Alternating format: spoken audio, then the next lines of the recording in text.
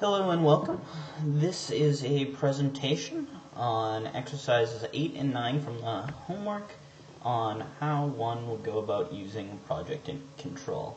I've decided to combine the two sets of presentations into one, so the slides will be adequately labeled whether they are for 8 and 9 together, 8 or 9. First, we are going to discuss the purpose of project control, and this goes for both questions 8 and 9 as they're both project control questions. The main purpose that has been established for using project control is to monitor the progress of any project that you start. You can see from start to finish, start times for separate parts of the project, whether or not they are on time, whether you can use the project control software to figure out exact times and dates you can expect things to be done. You also then can assess risks using this kind of software, and that's, say you think something will take 2 weeks, however the software tells you that you're being far too optimistic, and really it might take upwards of a month. You can then use the third step we have for the purpose as taking corrective action, whether it be asking for more time to finish the entirety of the project or trying to move resources around so something can get done faster. First off here we have the Gantt chart for question number 8, and as you can see circled on it is the start date, which is January 1st, 2009. On this project, and that is for the strategic planning phase. And this Gantt chart basically just has plugged into it the planned duration of everything, and then also expected and optimistic and pessimistic goals, which are a little off the chart that you can't see. The results for doing this whole survey are seen here. One important thing to note about the Merlin software that we used is that its duration listed in days includes weekends. Now, when it's actually doing the calculations, weekends aren't included. However, when you see start and end date, it does include the weekends in that calculation. So basically, the calculation doesn't include weekends as days that will be able to be worked on. However, it still includes those weekend days in the final tally of number of days. Now, there are two separate calculations you can see under duration, one under expected and one under planned. Planned is actually the one that shows how long the project actually took, and expected was the one that showed how our initial calculations were expecting it to take. And as you can see, there is a difference, 1,323 days versus 1,469 days in duration. That means including weekends, there's an anticipated delay of 146 days in how long this project will take. So what Merlin ultimately calculated that it will start January 1st, 2009 and not end until January 9th, 2013. Just a quick introspection for number 8.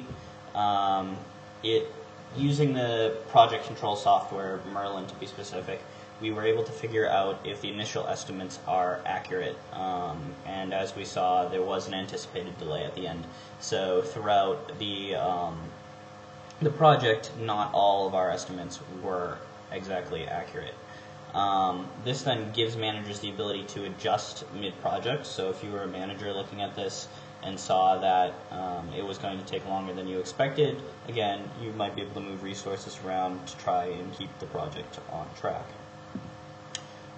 Next, we're going to look at the Gantt chart for problem number 9. As we can see here, we have a actual end and planned end, which are both boxed out dates. And as you can see, the planned end dates end March 11th, and then the sample patients and print survey tool both are March 16th. However, in actuality, as was just data given to us, all of these really exceeded the time that they were supposed to take, and we had basically two things start on March 1st as they were supposed to, but if we follow just the critical path and look at obtain listed patients, didn't finish until the 28th as opposed to the 11th, which then in turn the actual start date on sample patients was pushed back to the 29th, and that didn't end until April 11th. So already there is a duration much longer than what was planned. If we go on to the next slide, we see the results ultimately of this presentation. And again, as you can see, it was expected to take somewhere around 2 months. However, it took a good couple weeks more than that, and that's just looking at the actual results and not the planned results. Moving on, we can see the calculations from this. There are a few things that we were asked to calculate. First, rate of performance. Rate of performance is actual work divided by planned work. And we're only going to do this for the first two tasks that we saw. There were actually 3 tasks that we had the actual amount of work time taken on them, but only 2 were on the critical path. And those 2 together took 6 weeks. So the 6 weeks divided by how much was planned for them, 3 weeks, that means the rate of performance was 2 or 200%.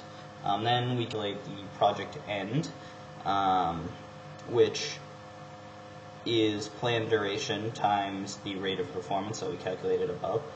Planned duration is the total number of weeks subtracted by the total number of weeks that are not on the critical path. There were 17 weeks that were total in this project, and 5 of which were off the critical path. So that gives us 12. And we multiply that 12 times 2, the rate of performance, and we get 24 weeks, being how long this project is supposed to take. That means the anticipated delay on the project is 12 weeks because our initial calculations were that the project was only going to take 12 weeks, so 24 minus 12 weeks equals 12. And just a note about the budget estimate, we were given all initial budget estimates. However, since in the actual work phase we were not specified how much money has been spent thus far, we can't actually give a budget calculation for the actual project. We can only look at the numbers given for the initial calculation. And just quickly, in introspection, this software allowed us to measure how our project was doing. It showed us that we were probably going a bit overboard on the amount of time that the project was actually taken versus how long we thought it would take. I also saw that keeping data that's up to date is very important for project planning, because if you don't have the data, like we didn't have the data for how much it had cost up to that point, we couldn't really do any further calculations, and so it was kind of useless to, it didn't really fit our purposes of being able to reevaluate midway through if you didn't have the data to reevaluate with. And if you're given that data, then you can get a realistic idea midway through of how long the project will actually take. So it really all revolves around keeping up-to-date data. All right, thank you.